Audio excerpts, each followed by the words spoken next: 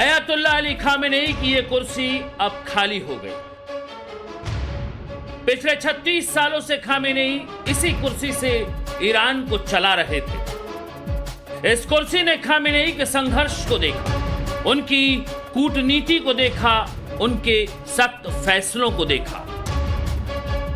इसी कुर्सी पर बैठकर वो पिछले 3 दशकों से अमेरिका से लोहा लेते रहे, इजराइल से 2-2 हाथ करते रहे। लेकिन अब इस कुर्सी पर खामेनेई का वजूद नहीं है, इस पर अब उनके कपड़े हैं। इस तस्वीर को जारी करते हुए ईरान ने ऐलान किया कि खामेनेई अल्लाह के बंदे हैं, फिर लौटेंगे। ईरान में अपने सुप्रीम लीडर की मौत का इंतकाम लेने की गूंज सुनाई दे रही है। लाखों ईरानी अपने खामेनेई की मौत का बदला लेने की मांग कर रहे हैं। पिछले 36 बरस से अमेरिका जिसे छू भी नहीं पाया, उसे इस बार कैसे टारगेट किया गया। 28 फरवरी यानी शनिवार की सुबह सुबह तेहरान के सेंट्रल कंपाउंड पर अमेरिका और इजराइल की ज्वाइंट मिलिट्री ने हमला किया। उस वक्त खामेनेई अपने ऑफिस में मौजूद थे। खामेनेई के ऑफिस को मिसाइलों से सीधा निशाना बनाया गया और आज ईरानी स्टेट मीडिया ने खामेनेई की मौत की पुष्टि कर दी। लेकिन ये कहने में जितना आसान सुनाई दे रहा है, इसे अंजाम पर पहुंचाना उतना ही मुश्किल था। खामेनेई की मौत की सीक्रेट स्क्रिप्ट किसने किसने मिलकर लिखी, कैसे खामेनेई का खात्मा कर उसे अंजाम तक पहुंचाया गया, इसे लेकर इंटरनेशनल मीडिया में बहुत बड़ा दावा किया जा रहा है। प्लान बनाने की शुरुआत ईरान के न्यूक्लियर प्रोग्राम और क्षेत्रीय तनाव से हुई। ट्रंप प्रशासन ने ईरान में रिजीम चेंज का टारगेट रखा और इजराइल के साथ मिलकर इंटेलिजेंस शेयरिंग की। इस प्लान को अंजाम तक पहुंचाने में इजराइल की मोसाद और अमेरिका की CIA का अहम रोल रहा। मोसाद और CIA के एजेंट महीनों से खामेनेई को ट्रैक करते रहे।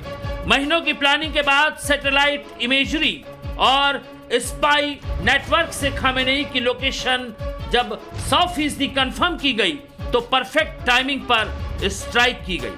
प्लान की कामयाबी का राज रहा सटीक इंटेलिजेंस और सरप्राइज अटैक। ईरान की एयर डिफेंस को चकमा देकर सीधे टारगेट पर वार किया गया। हमला इतना सटीक था कि खामेनेई के ऑफिस को पूरी तरह तबाह कर दिया गया। इजरायली ऑफिशियल्स के मुताबिक अमेरिका के सपोर्ट से ड्रोन और फाइटर जेट्स का इस्तेमाल किया गया। विदेशी मीडिया रिपोर्ट्स के मुताबिक खामेनेई की इस बैठक की जानकारी और उसकी पिन पॉइंट लोकेशन की जानकारी मोसाद और CIA के जरिए इजराइल और अमेरिका तक पहुंची। जब कंफर्म हो गया कि शनिवार को सुबह यानी कि 28 तारीख की सुबह यह सीक्रेट मीटिंग होने जा रही है, जहां पर ईरान के supreme leader Ayatollah Ali Khamenei अपने तमाम बड़े अधिकारियों के साथ रहेंगे, तो अचानक बड़ा अटैक करके सबको साफ कर दिया गया।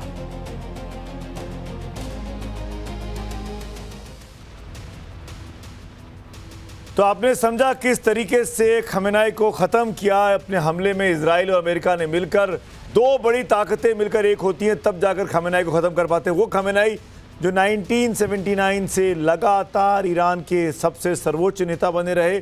आप अंदाज़ा लगा सकते करीब करीब 50 साल तक खामेनेई का शासन हमें वहाँ पे चला है ईरान में। ये तस्वीरें कुछ और आई हमारे सामने।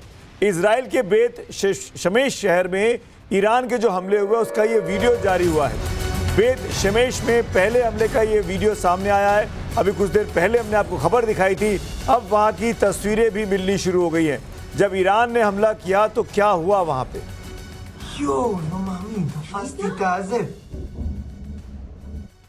זה מיירטים אבל. הנה.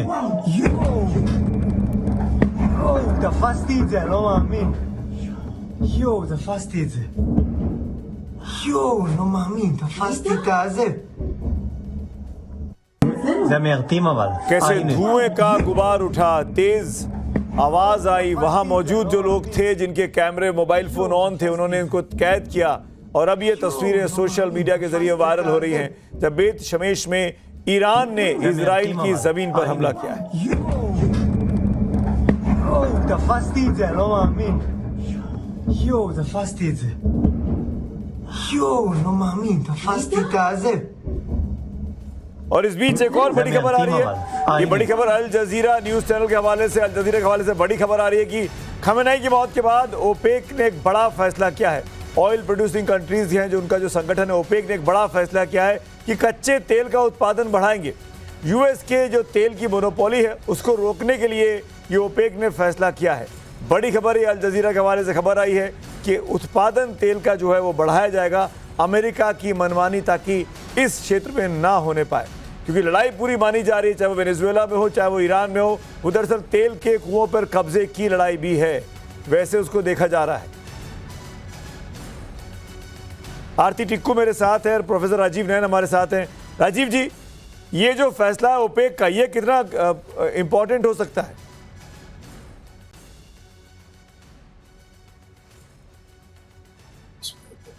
आप शायद म्यूट पे हैं, मैं आपको सुन नहीं पा रहा हूं। राजीव, प्रोफेसर साहब, हाँ अब बोलिए। थोड़ा सवाल दोहरा।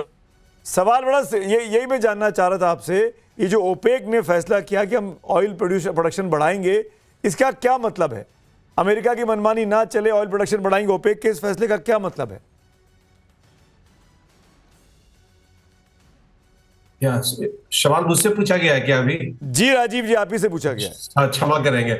नहीं बिल्कुल ही, देखिए अभी तो जो वहां पर अमेरिका की मनमानी है और इस तरह की मनमानी निश्चित ही, जैसा भी थोड़ी देर पहले बाकी पैनलिस्ट ने भी कहा, किसी के समझ में नहीं आ रही है कि ऐसा वो क्यों कर रहा है। खमैनी ऐसे भी उनका बीमार व्यक्ति थे और एक ऐसे भी चले जाते, पूरी की पूरी अस्थिरता उन्होंने उस क्षेत्र में कर दी है और अस्थिरता से नुकसान केवल उसी क्षेत्र के लोगों को नहीं हो रहा है कि अमेरिकी की जो अर्थव्यवस्था है उस पर भी प्रभावित होगी, हम लोग की भी अर्थव्यवस्था में प्रभावित होगी। तो निश्चित ही इसमें कुछ दो बातें नहीं है। लेकिन अब तेल की क्या कहा जाए, तेल तो ठीक है, आपूर्ति एक बड़ा अलग प्रश्न है और ये अमेरिका और वहां किसी एक देश पर आश्रित नहीं रह गए, बड़ा ही एक डिस्पर्स्ड एक सिस्टम हो गया है। एक जो कई जगह स्ट्रेटेजिक रिजर्व से लेकर कई चीजें आती चली जा रही है, तो उससे मैं बहुत ज्यादा गंभीरता से नहीं लेता हूं तेल की आपूर्ति। लेकिन चूंकि अगर आप वहां पर युद्ध चल रहा है, व्यवस्था रुक गई है, स्टेट ऑफ हॉर्मुज पर में डिस्टर्बेंसेज हो रहा है, तो निश्चित ही कहीं ना कहीं से यातायात जब बाधित होती है तो समस्या होगी, उसमें कोई दो मत नहीं है। लेकिन अब देखिए आगे एक सप्ताह बाद क्या सचमुच जो मैं सोच रहा हूं कि क्या एक सप्ताह बाद ईरान, जिसने की जो अराची है, आपको याद होगा कि यह वही व्यक्ति है जिन्होंने JCPOA, जो उनका विदेश मंत्री है, जिन्होंने की JCPOA जो कि उनका ईरानियन न्यूक्लियर डील कहा जाता है, कराने में वो वही जबरदस्त भूमिका थे, नंबर 2 व्यक्ति हुआ करते थे और उनका लगातार संपर्क बना हुआ है अमेरिकी जो वहां के तंत्र है। यद्यपि ज्यादातर डेमोक्रेट्स है, रिपब्लिकन से उनकी पैठ उतनी पकड़ नहीं लगती है, फिर भी एक बातचीत चल रही है। और एक जो बातचीत जो अभी आपने थोड़ी देर पहले कही और आपने प्रश्न फिर उठाया था कि सुप्रीम लीडर कौन बनेगा, तो वहां पर एक बातचीत चल रही है कि सुप्रीम लीडर एक डम्मी को लाओ और उस डम्मी को तब तक बैठा दो जो इलेक्ट जो होता है, जो उनका वो अमेरिका में एक तैयार है पहलवी नाम का, वो लगातार वहां से बयान देते रहते हैं वहां के। ये हो सकता है जो उनके बेटे का नाम इजराइल भी बहुत इजराइल के अखबारों में देखेंगे,